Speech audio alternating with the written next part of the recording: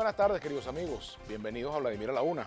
Antes de presentar a nuestro invitado del día de hoy, quiero hacer mi comentario de todos los lunes.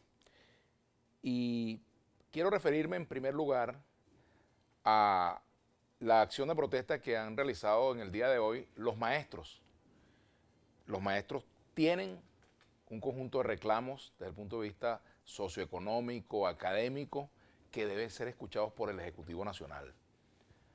El ministro de Educación, Aristóbulo Isturiz, fue dirigente del sector educativo durante muchos años.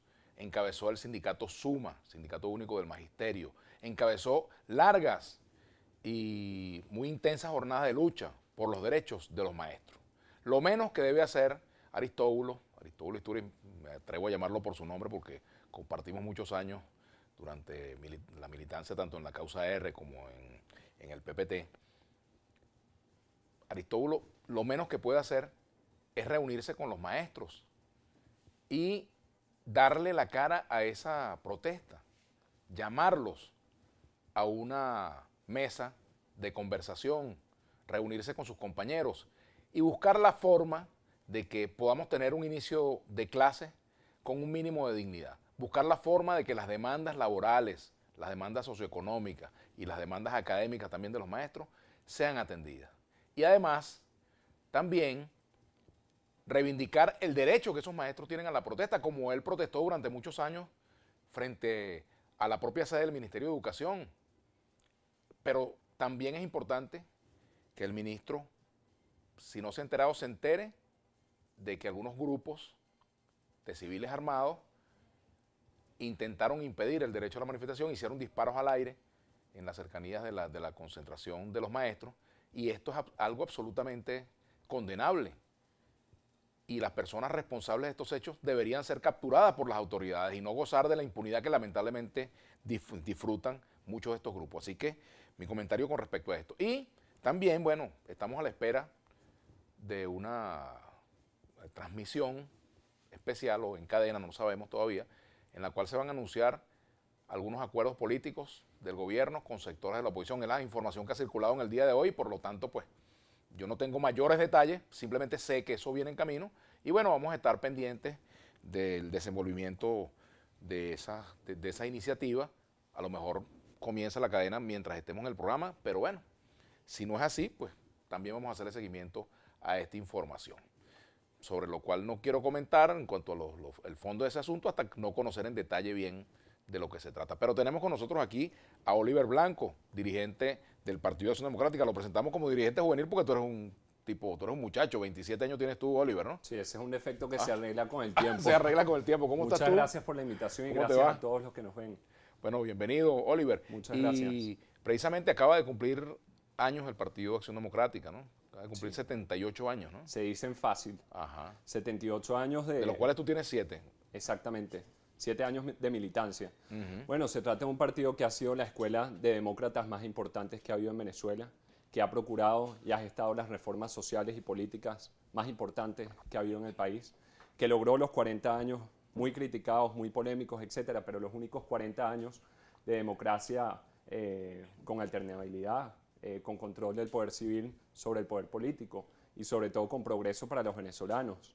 Ejemplos muy claros de movilidad social, como por ejemplo que abuelos de muchos de nosotros que eran analfabetas pudieran no solo aprender a leer y escribir, sino que sus hijos y nietos terminaran yendo a las mejores universidades del mundo, como Harvard, las universidades europeas, etcétera, gracias al programa de becas Mariscal de Ayacucho. Programas que no estuvieron nunca concebidos para arrodillar a la gente, sino para darle oportunidades para avanzar y entender que la pobreza no puede ser una sentencia permanente en la vida de los venezolanos, sino un tránsito que se supera con oportunidades de avanzar, con educación de primera, con hospitales de primera y con servicios que te hagan cada día más independiente y que te den las oportunidades de crecer en libertad, paz y progreso. Oliver, también quiero que hablemos un poco sobre el diálogo, las negociaciones. Al parecer, Oslo, o la iniciativa tomada por el gobierno de Noruega, si no es capítulo cerrado, es casi cerrado. Está llegando a su fin. Y me gustaría un comentario tuyo sobre las causas de esta circunstancia, que para mí es lamentable porque... Es muy lamentable que un momento de tanta polarización política en el país, que nos tienen un empate tan tóxico en el que ninguna de las partes puede decir que está ganando, se haya suspendido un evento como este, que era muy importante en este momento. Primero, hace 40 días, Maduro y su delegación empezó a ausentarse del proceso y ahora la delegación de Guaidó ha hecho exactamente lo mismo y ha dado por cerrado el proceso precisamente porque no se estaban llegando a acuerdos y era una instancia que permanecía en el tiempo sin muchos resultados. Problemas, bueno, por ejemplo, ir a un proceso con una agenda de todo o nada que hace muy difícil llegar a acuerdos, tener por supuesto saboteadores de lado y lado que no están dispuestos a que haya elecciones, por ejemplo, porque saben que si se cuentan pierden. Otras cosas que pasaron durante el proceso, el 30 de abril, la persecución a más de 32 diputados de la Asamblea Nacional que tienen la inmunidad allanada y sobre todo el clima de desconfianza que se creó mientras esto estaba pasando en Noruega.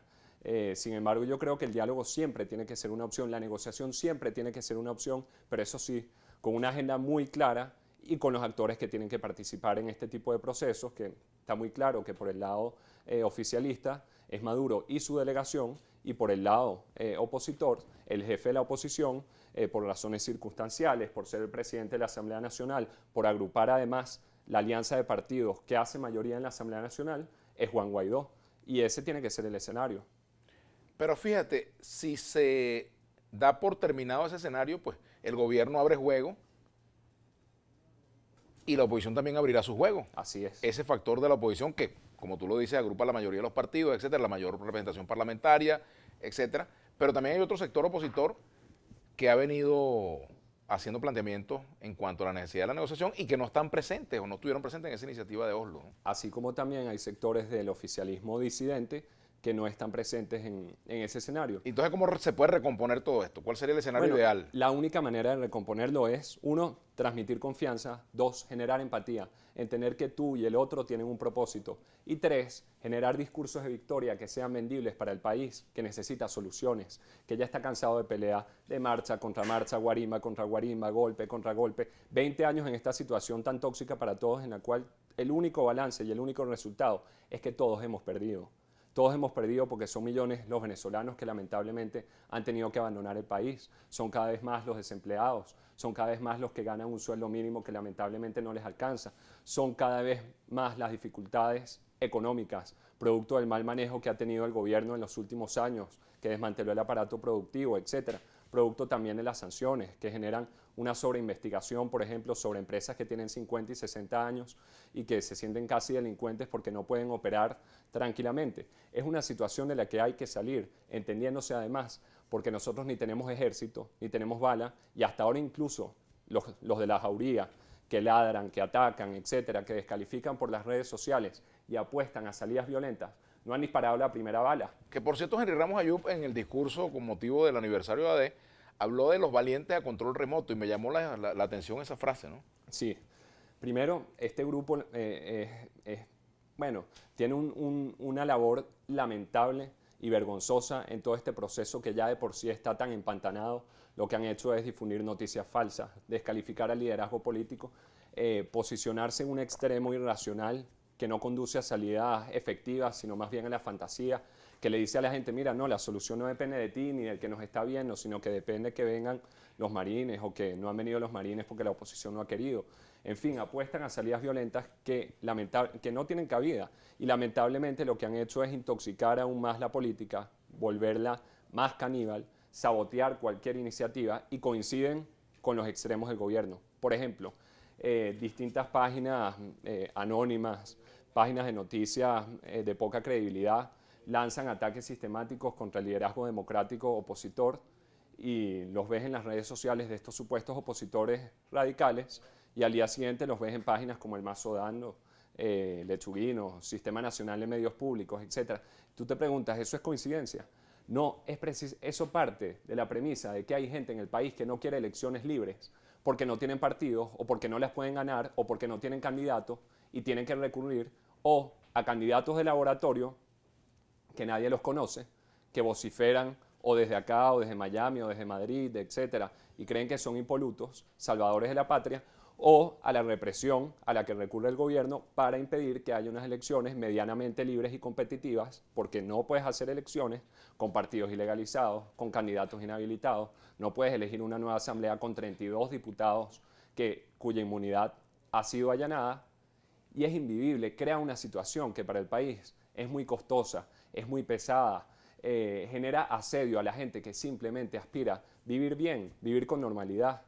Fíjate, por aquí hay un comentario que hace Francisco, @Fran16311. Mi respeto hacia usted, pero usted y todos sus invitados están perdiendo el tiempo todos los días, entrevistas políticos y todo lo que dicen es pura demagogia. Mientras tanto estoy aquí trabajando y nada que comer. Todo es un vil interés. Bueno, hay mucha gente cansada. A lo mejor el señor Francisco tiene motivos para estar cansado, porque como te digo, ha sido una pelea y un conflicto tan estéril que no llega a soluciones y genera frustración. Y en un clima de desinformación, donde las redes sociales tienen estos laboratorios funcionando, donde cada vez es más difícil informar a la gente por falta de luz, de internet, por censura, etc. Es normal que haya personas que piensen como él, y ante ellas hay que responderles que estamos haciendo todo lo posible por buscar soluciones de verdad, de carne y hueso a la crisis. Pero fíjate, si fracasa la iniciativa de negociación en Oslo, o mejor dicho, en Barbados, promovida por el gobierno de Noruega, ¿cuáles son las otras posibilidades de una solución buena, bonita y hasta barata en cuanto a costos políticos, costos humanos, costos económicos para el país? Vamos a hablar de eso al regreso. Ya venimos con Oliver Blanco, nuestra etiqueta del día de hoy, Oliver Blanco a la 1, para sus preguntas y comentarios. Ya venimos.